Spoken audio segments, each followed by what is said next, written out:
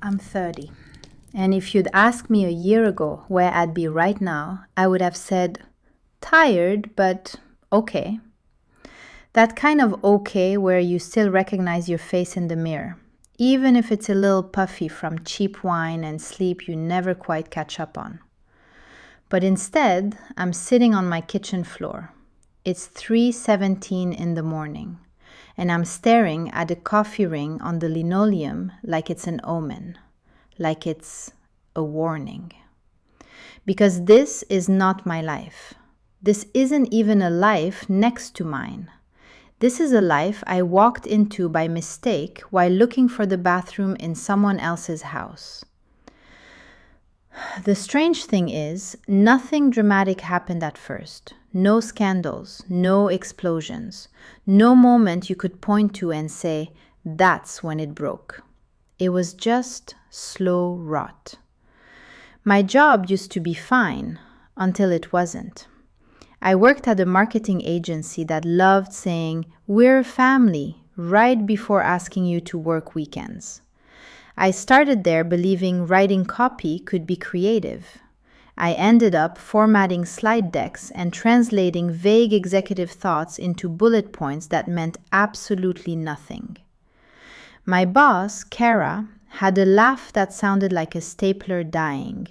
She'd float up behind my chair, perfume first, and say, "You're so good at making things digestible." Like I was a blender. When layoffs started, they didn't fire me. They did something worse. They kept me and gave me the work of 2 people, then 3. When I finally tried to push back, Kara tilted her head like a confused cat. "You're young," she said. "This is when you hustle." I wanted to scream, "I'm 30. I'm not young. I'm not old. I'm just a human being who is tired of hustling for a company that sells detox tea and teeth whitening kits." And then there was my husband. His name is Eli. I married him when I was 26. He was warm, funny. He used to reach for my hand in crowded places like I was his favorite person in the world, and he needed to keep me tethered. He wrote me notes on napkins, made me playlists for road trips. He looked at me like I wasn't just there, like he actually saw me.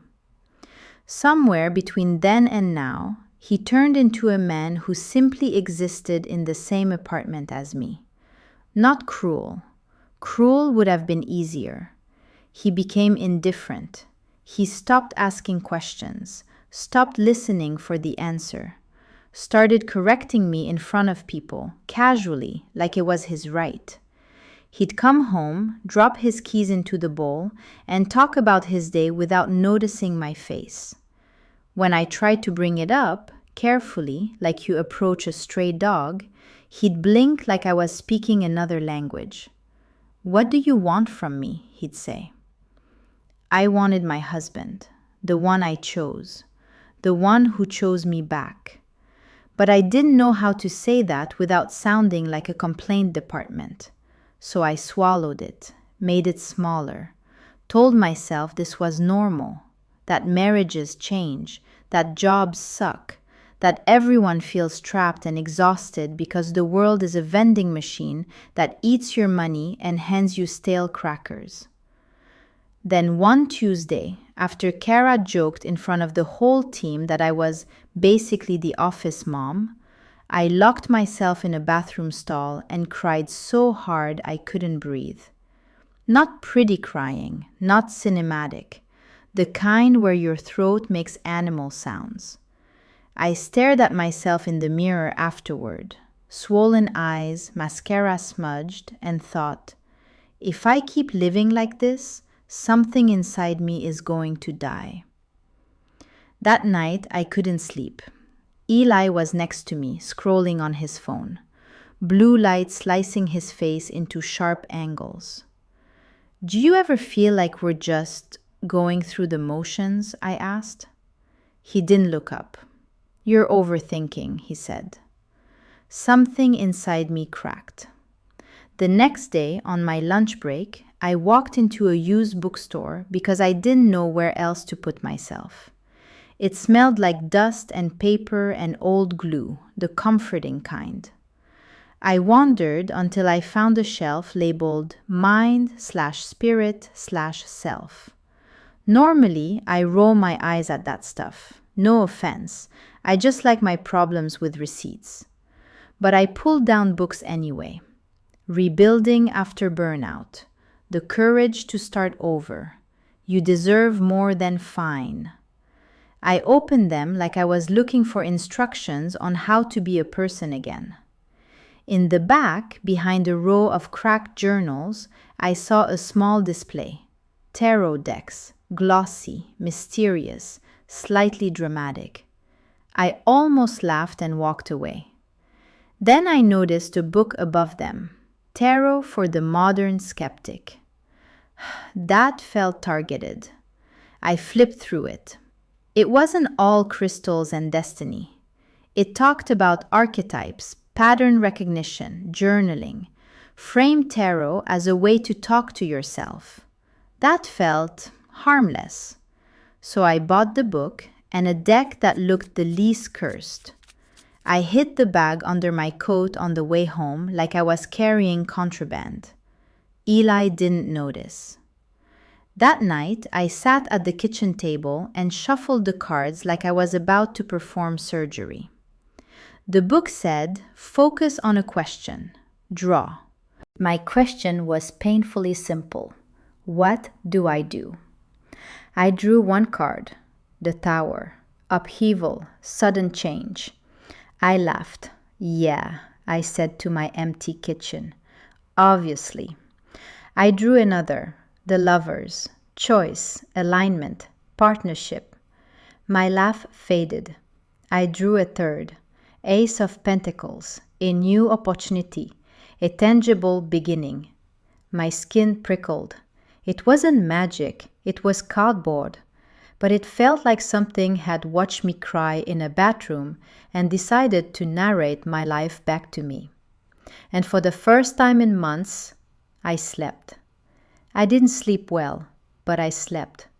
That alone felt like a miracle. I woke up with a strange sensation. Not hope exactly, but momentum. Like a ball perched on the edge of a hill, waiting to roll. Over the next few days, I kept drawing cards, one in the morning, one at night.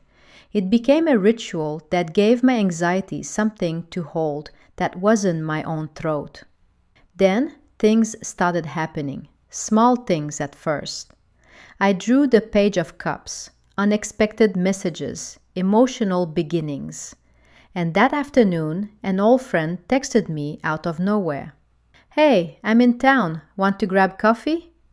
Coincidence, I told myself. I drew the Eight of Pentacles, focus, work, skill. And Kara assigned me a new project, writing internal training materials, something I could actually use as a portfolio. Coincidence. Humans love patterns. We see faces in toast. But the coincidences stacked up. One night I asked, what should I focus on? I drew the Magician, initiative, creation, using your tools. The next morning, I had an email from a recruiter I'd never contacted. Subject line, opportunity in publishing. My hands shook. Publishing. The dream job I'd buried years ago because dreams don't pay rent. I stared at the email until my eyes watered. When I told Eli that night, he frowned. Publishing? He said. Isn't that kind of dying? I waited for the joke. It didn't come. It's not dying, I said. He shrugged. If you want to chase fantasies. It felt like a splash of cold water. That night I shuffled angrily. What about my marriage?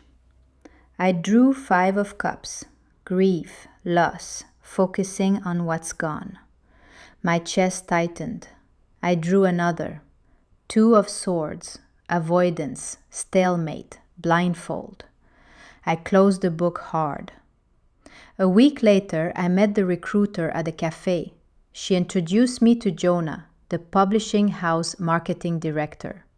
Tall, quiet, ink stains on his fingers like he actually touched books for a living. We talked for an hour. Campaigns, covers, readers, storytelling instead of manipulation. At one point, he smiled and said, "You light up when you talk about this." No one had said anything like that to me in years. That night, I pulled a card. What is this? Knight of Cups. Romance. Emotional pursuit. No, I said out loud. Absolutely not. 2 weeks later, the job offer came. Better pay, better hours, real benefits. I resigned from my old job. Kara acted like she was doing me a favor by accepting it. "Don't burn bridges," she said. I crossed the river. The night before my first day, I pulled one card. What should I expect? The star. Hope. Healing. I smiled. Then I noticed something. I hadn't asked if I should take the job. I already had. The cards weren't guiding me. They were echoing me. That realization should have felt comforting. Instead, it made me uneasy because I couldn't remember when my choices started coming before the cards and when they started coming after. At first, I pulled one card a day, then two, then spreads, then just one more. Before meetings, I pulled a card. Before conversations with Eli, I pulled a card. Before sending emails, I pulled a card. My life became a series of questions I was afraid to answer alone. And the worst part? It worked. The cards kept matching reality with disturbing precision. 3 of Cups. My coworkers invited me out. Justice. An old dispute at my former job was resolved in my favor. Death. Eli told me he didn't know if he wanted to do this anymore. I should have felt shattered. Instead, I felt resigned, like the scene had already been written. That night, I drew the devil, chains, dependency. My hands went cold. I tried to stop. I really did. The next morning, I swore I wouldn't pull a card. By noon, I was sweating with anxiety. What if something happens and I could have known? I locked myself in the bathroom stall and whispered, "Just one." The card was blank. Not the Fool, not minimalist, blank. I flipped it. The back was normal. I checked the deck, 78 cards, one blank. I tried again, blank. "What do you want?" I whispered. The High Priestess, secrets, the keeper of mysteries. Something shifted. The cards stopped feeling like a mirror. They felt like an answer. I heard shuffling when the deck wasn't near me. I woke up with a card on my chest. I found the deck in the freezer. I didn't tell Eli. He had already moved into the guest room. I tried to burn the cards. They came back. I gave them to a stranger. They came back. Eventually, I stopped fighting. Not because I believed, but because fighting felt pointless, like punching fog. I stopped going out, stopped replying, stopped tracking time. Sometimes I looked at my hands and didn't recognize how they moved. Smooth, efficient, empty. Then one afternoon someone knocked. A young woman stood there. "I saw your post," she said, "about readings." I hadn't posted anything, but I stepped aside anyway. "Come in," I heard myself say. She sat. I shuffled. I spoke. She cried. She thanked me. She left. Then another knock, and another. Days blurred, nights blurred. I stopped caring whether it was light outside. There was always someone at the table, always a question, always an answer. Sometimes, in the quiet moments, I think, This isn't me. So I reach for the deck, but it's already in my hands. The top card is blank, and someone is knocking again. Sometimes I wonder when exactly I stopped being a person and started being a ritual. It wasn't a single moment. It was more like erosion, layer by layer, thought by thought. At first the questions were mine. Should I call my mother? Should I forgive him? Should I take the job? Then they became smaller, sharper. What happens next? What do they want to hear? What should I say? Until finally there was only one question left. What's next? Over and over, like a needle stuck in a groove. I stopped eating properly. People brought me food. I forgot to thank them. I drank water only when my throat hurt. People left money on the table. I didn't count it. I didn't need it. The cards didn't let me need. Sometimes I think about Eli, about my old apartment before it became a waiting room, about Jonah, about books, about mornings. That version of me feels like a character from a story I once loved and can't quite remember the ending of. Now my life is shuffle, layout, speak, collect, repeat. Sometimes I catch my reflection in the black screen of the TV. My face is calm, serene, like a doll. It doesn't match what I feel, because underneath, I feel empty. Not sad, not afraid, just hollow, like something scooped me out and left the shape. I rarely go outside now. When I do, the world feels unreal, too loud, too fast, too many colors. Here it's quiet. Here there is order. People come, people leave. I don't ask their names. Names make things real. They sit, they ask, I shuffle. The sound is comforting now, like rain on a roof, like breath. Sometimes, between visitors, when the apartment is finally still, panic rises. This isn't me. This isn't me. This isn't me. I reach for the deck to reassure myself, but the deck is already in my hands.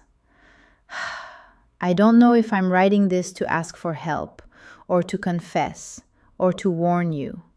I don't even know if I'm the one typing. My fingers feel guided, like they're following a spread. I tried to destroy them. They returned. I tried to give them away. They returned. I tried to ignore them. They found me in my sleep. Maybe you don't fight something like this. Maybe you become it. People say tarot is just paper, a mirror, a tool for intuition. Maybe that's true. Or maybe some mirrors don't reflect you back. Maybe some mirrors show you what's behind you, smiling patiently, waiting for you to turn around. I hear shuffling in the other room. No one is there, and my hands are already moving. Someone is knocking. I didn't post my address. I don't remember posting anything. The knocking is polite, rhythmic, like a heartbeat. The cards are warm in my hands. The top one is blank. They're here for a reading, and I'm so tired. But the deck is never tired.